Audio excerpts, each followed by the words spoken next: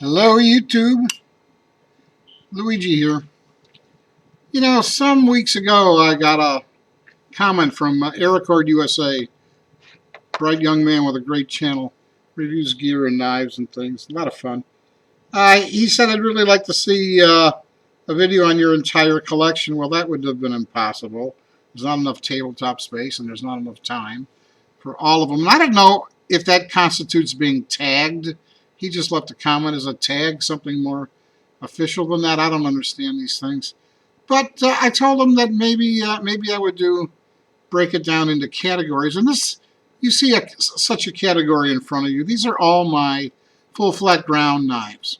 I really like full flat ground blades, and I've assembled them here for a really quick walkthrough. We're not going to spend a lot of time. I reviewed every one of these knives in detail. First one, obviously, is the highly recognizable Rat One, Ontario Rat One, full flat grind.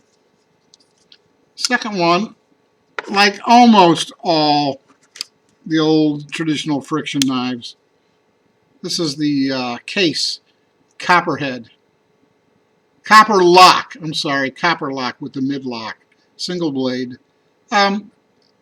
These are almost always full flat grind, unless they're the really big knives like the Buck 110, that sort of thing. This is a Boker Bubinga, named after the wood it's made out of. And these single blade knives are sometimes called mountain men. They're single blade trappers. And this has a back lock and a full flat grind. Next one, the SOG Aegis. Look at that beautiful leaf-shaped blade, and yes, it's full flat grind. I'm going to release it with the arc lock. Boker Kalashnikov Automat 74. My only automatic knife, full flat grind. Here's a sleeper, guys. It's a Coast FX 350. Look at that honeycomb pattern on that handle. Look at the breadth of how broad this full flat grind blade is with this titanium carbonitride coating. Frame lock. Coast FX 350, full flat grind. This is the Boker. If I can open it. Come on.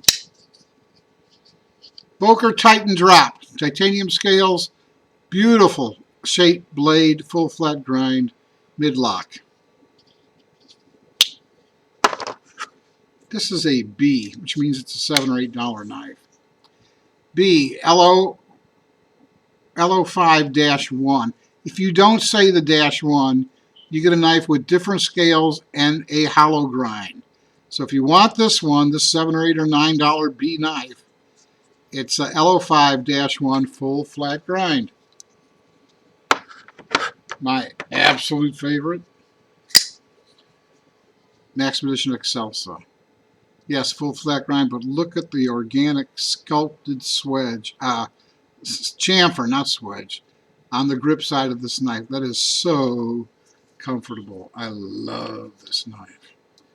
Maxpedition Excelsa. Here's a historical knife from Germany. It's the Mercator K55K. If I held it right, you could read it.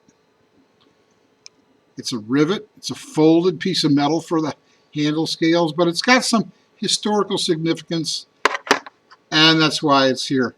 This is the Kershaw Injection 3.5, and boy, is this a honey of a knife. This is a Todd Rexford design.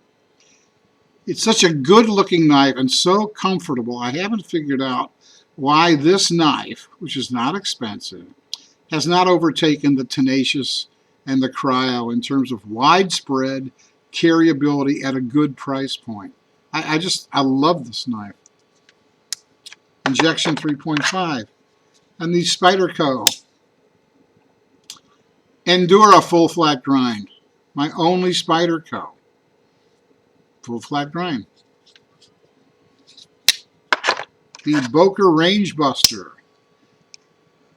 Case trademarked the name Sodbuster. Other people have been forced to call their similar patterns Dirt Busters, Turf Busters.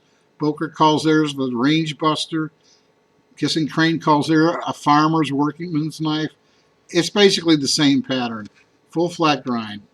This was hard for me to find a sodbuster with a backlock. I think they might even be rare, but this is one. And the Harns Viper. Harns, new name, up-and-coming Chinese manufacturer. This is a real interesting knife. Look at the scales on it. It's a big knife. Almost a 4-inch blade. Pretty sure. The Harns Viper, full flat grind. That's it. There's 14 of them. You know? There's one more I could have shown if I felt like cheating. It's almost a full flat grind, and that is the Boker Excalibur, but I didn't bring it out. I figured this was plenty. Okay, everybody, that's it. 14 full flat grind knives out of my rotation. Take good care. God bless you. Stay safe out there. Bye-bye.